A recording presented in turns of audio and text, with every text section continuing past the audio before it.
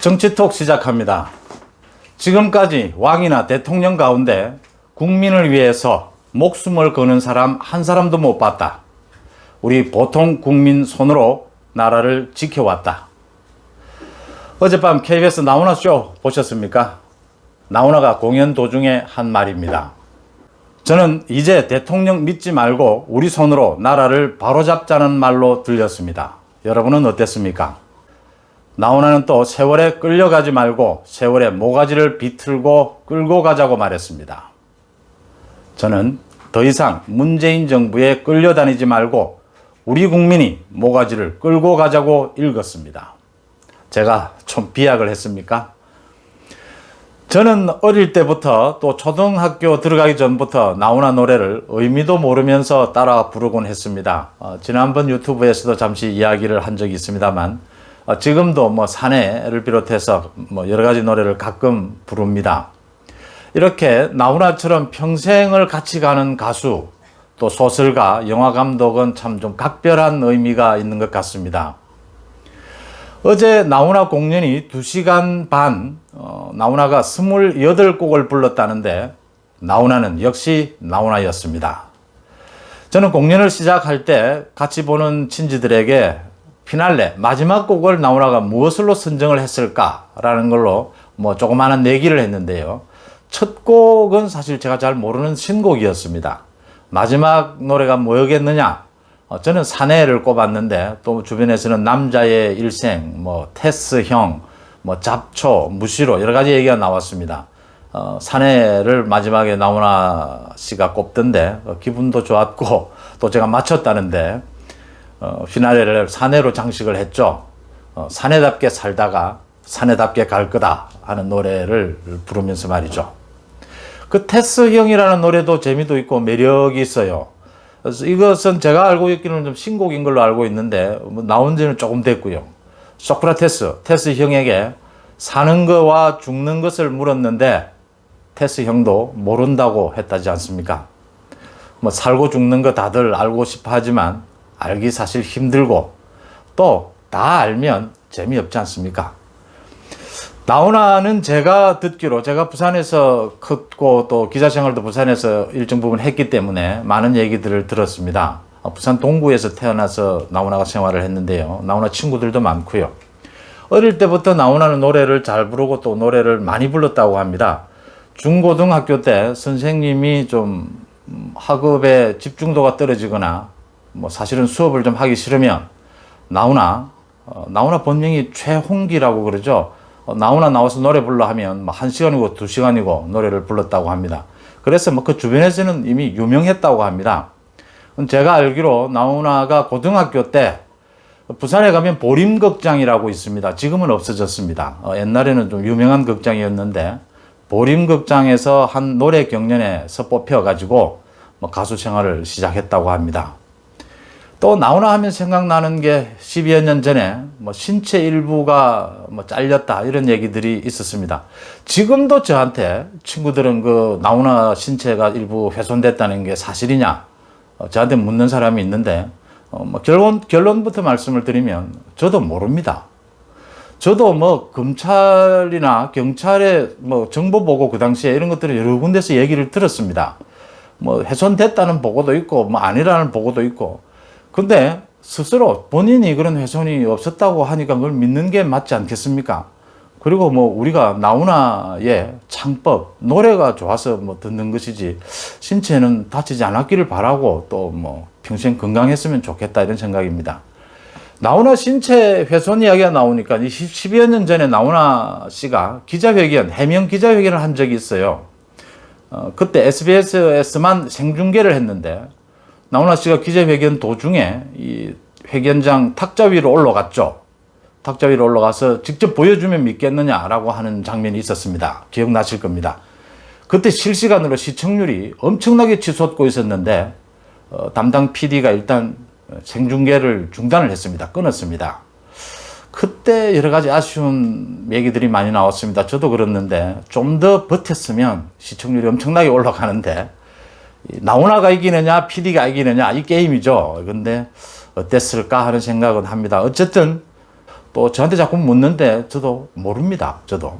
그렇고 제가 어제 나훈아 비대면 공연이었죠. 비대면 공연을 보면서 그 나훈아 씨 특유의 수많은 관객들과 함께 이렇게 빚어내는 그 열정, 그 활력, 이것은 좀 보지 못해서 아쉬웠다.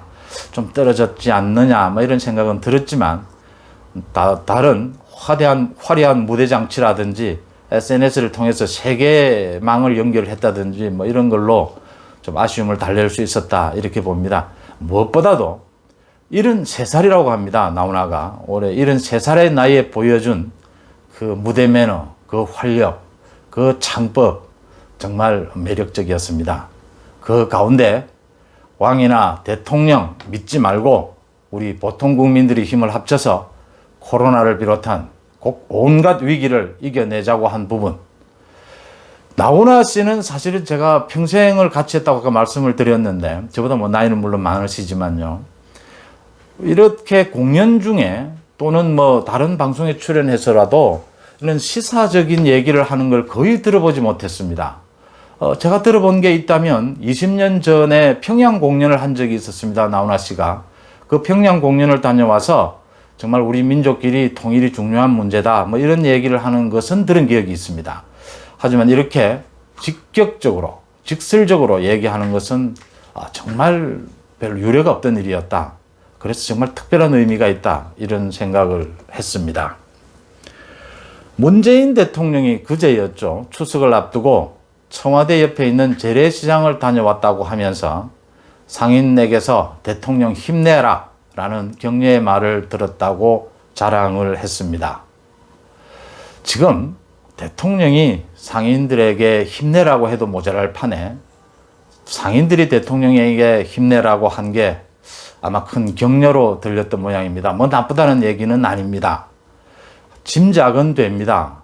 지금 국정 무엇 하나 제대로 풀려나가는 게 없습니다. 문 대통령이 느낄 여러 가지 어려움은 생각을 합니다. 그런데 제가 지적하고 싶은 중요한 건요. 특히 1년 전부터 조국 사태부터 이 모든 국정 난맥이 문재인으로부터 비롯이 되고 문재인으로부터 시작이 되고 문재인 대통령이 이 혼선을 더 가중시키고 있다는 점입니다. 우리 국민이 북한군의 만행에 당했는데도 대통령이 북한의 눈치를 보다 보니 나훈아 말대로 살다 별 희한한 경우를 우리는 보고 있습니다. 우리 공무원을 살릴 수 있는데도 지켜만 보지를 않나. 희생된 국민을 월북자로 모는데 혈안이 되지를 않나. 실시간 상황을 파악을 하면서도 또 청와대에서 안보 장관 회의를 열어도 대통령에게는 보고하지 않았다고 합니다. 김정은 편지에 감업을 하지 않나. 만행 뒤 평화만 강조하다가 일주일이나 지나서야 대통령이 유족에게 유감을 표하지 않나. 모두 처음 보는 일입니다. 또 나훈아 말대로 살다 별일 다 겪어봅니다. 대통령의 침묵 또 기가 막힙니다. 추미애가 국회에서 야당 의원에게 호통을 치고 막말을 쏟아내도 침묵합니다. 추미애가 자기 아들 수사하는 검찰에 대해서 그 검찰을 영전시키기도 하고 좌천시키기도 하고 인사 장난을 치는데도 또 8개월 동안 검찰이 수사를 하지 않고 있다가 이제 막바지에 갑자기 무혐의 처리를 해도 침묵합니다. 민주당 의원들이 추미애 아들 안중근의 빗대도 공익 제보자는 범죄자의 빗대도 대통령의 침묵은 이어집니다. 추미애가 드디어 검찰이 무혐의 처리를 하자 야당을 비롯해서 얼싸구나 하면서 정치 공세를 했다면서 사과하지 않으면 오히려 자기가 법적 조치 등을 취하겠다며 적반하장식의 협박을 해도 우리 대통령의 침묵은 이어집니다. 지난해 조국이 그 난리를 쳐도 추미애가 이 깽판을 쳐도 법무부 장관직은 그대로 신임이 유지가 됩니다. 김경수 여론조작 재판이 오락가락하고 송철호 선거 개입 수사가 갈피를 못 잡아도 대통령에게는 남의 일입니다. 윤미향이 위안부 할머니들을 앵벌이 시킨 의혹을 받아도, 부동산이 폭등을 해도, 경제가 침체를 거듭하는데도 코로나를 핑계로 경찰이 최소한의 기본권마저 침해해도 대통령은 무슨 문제가 있느냐는 표정입니다. 모든 국정 난맥은 모두 대통령으로부터 비롯되고 대통령 탓이란 걸 이제 모두가 알게 됐습니다. 저는 문재인이 국회의원 시절인 당시에 여러 번 식사를 했는데 단 둘이 식사를 한 적도 있습니다. 그때 뭐 둘이 식사를 하자고 해서 한 게 아니고요. 같이 참석하려고 했던 사람들이 불참을 하면서 둘이 됐습니다. 문재인이 그 식사 당시에 1시간 반 동안, 당시에 박근혜 대통령 시절이었습니다. 박근혜 대통령의 실정 부분만을 집요하게 이야기를 했습니다. 제가 이야기가 너무 또 뭐 지루하고 해서 중간중간 박근혜 대통령이 잘하는 부분에 대해서도 이렇게 얘기를 하면 잠시 그 이야기만 있었을 뿐 다시 실정 이야기로 집요하게 옮겨갔습니다. 결국 시간도 오래되고 해서 제가 노무현 전 대통령이 박연차 회장에게 돈을 받은 의혹 부분을 이야기를 하자 분위기가 좀 싸해졌죠. 그러다가 뭐 식사도 끝나고 말이 끝났습니다. 그런 기억이 제가 있는데 그때 제가 생각한 판단입니다. 아, 이분은 한쪽으로 한 가지를 생각하게 되면 다른 부분들을 잘 고려하지 않는구나. 여러 가지 두루두루 살펴서 균형을 찾고 여러 가지 생각의 폭을 넓혀가고 거기에서 이 경중을 따지고 속도를 조절하는 데에서는 상당히 서툴구나라고 하는 점을 생각을 했습니다. 제가 뭐 작게나마 정치인들과는 많이 이렇게 얘기를 하는 편이었으니까요. 나훈아는 어제 이런 얘기를 했습니다. 이제 내려와야 할 시간이라고 생각한다. 그래서 언제 내려놔야 할지 시간을 찾고 있다. 느닷없이 될 수도 있다. 길지는 못할 것 같다. 은퇴 시기를 언급한 겁니다. 저는 나훈아가 아직도 조금도 녹슬지 않았고 앞으로도 수십 년 더 노래했으면 좋겠다고 생각합니다. 하지만 나훈아가 이제 내려와야 하지 않겠느냐고 말하는 거기에는 나이도 70이 넘었고 또 50년이 넘게 노래했고 이런 여러 가지가 참고를 했겠죠. 그 나훈아가 그 자신과 세상을 읽는 그 겸손, 그 균형감은 돋보였다고 봅니다. 그게 우리 보통 사람들의 상식인 거라고 봅니다. 문재인 대통령 지금 하고 있는 것은 상식을 넘어선 것입니다. 그 얘기를 제가 하고 싶은 겁니다. 나훈아 공연, 어제 공연은 재방송도 또 다시 보기도 없다고 합니다. 단 한 번의 공연이었다는 겁니다.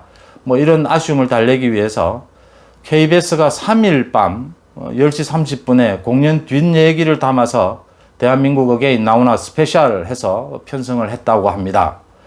그동안 8개월간의 공연 준비 과정도 담았다고 하니까 재미있을 것 같습니다.